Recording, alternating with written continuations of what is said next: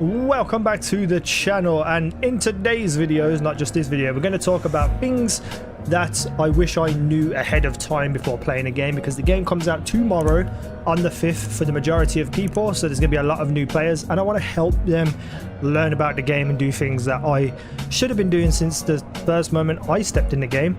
But before we get into it, make sure you hit that like button, subscribe, all of that fun YouTube stuff, and then we will get going with the video. So let's do that.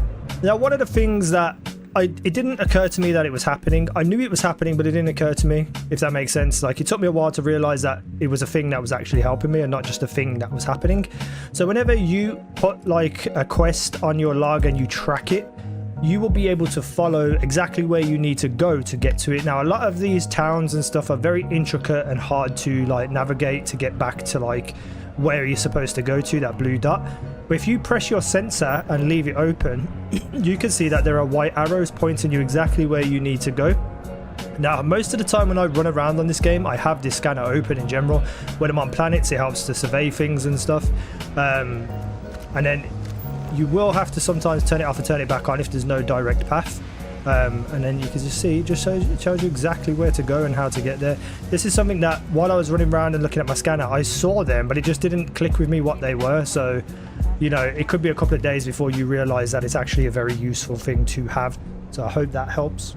So instead of running back to the starship all the time, you can very easily just go to your star map and pick a place you want to go. So let's just say you want to go over here to this science outpost.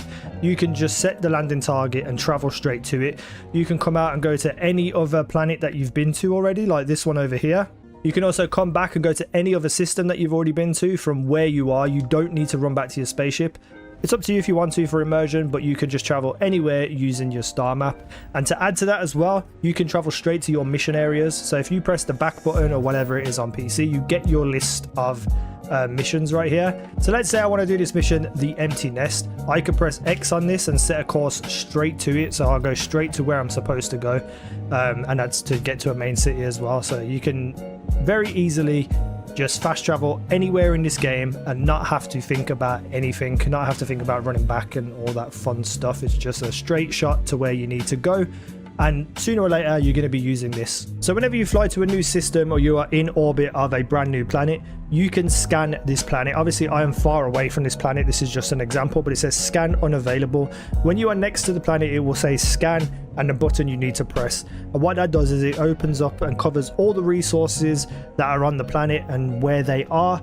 And there's something very useful with this which I'll show you now. So as you can see, you get a map, like a map of locations of where things are going to be, let's say. So you get like the normal map and stuff, but where there's a specific biome for a specific material, you want to land in here. So you can put your points in here in chlorine. When you go down there, chlorine will be more apparent. If you want water, you could do it here.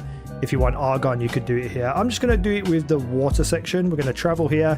We're going to go down and we're going to look for some water. Now, it's not guaranteed. It's not 100%, but it is the biome of that mineral. So they are more likely to appear when you land. Now, the landing sequences in this game, they create an instance. So every time you drop to a landing target, it's a different area, even if the landing targets are right next to each other.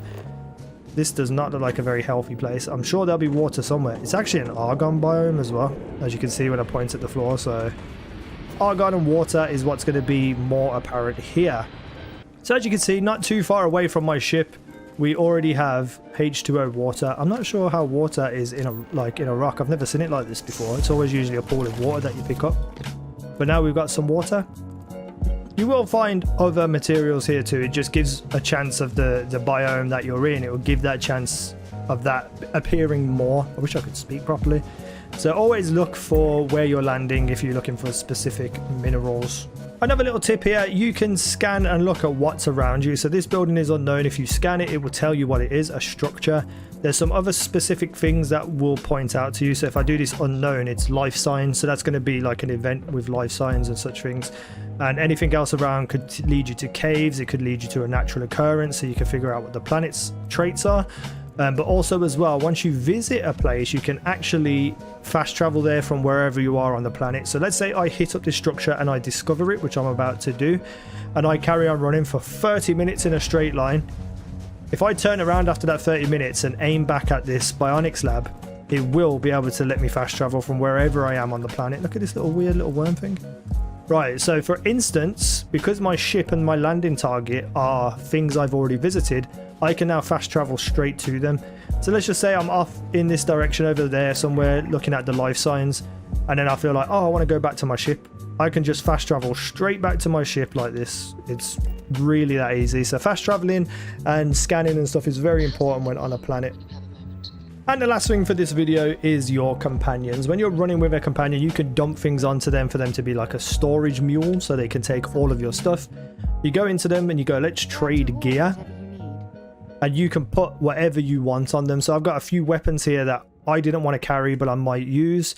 And such things of that nature. Now you see the little white little triangle in the top left hand corner. That means that it's equipped on that person.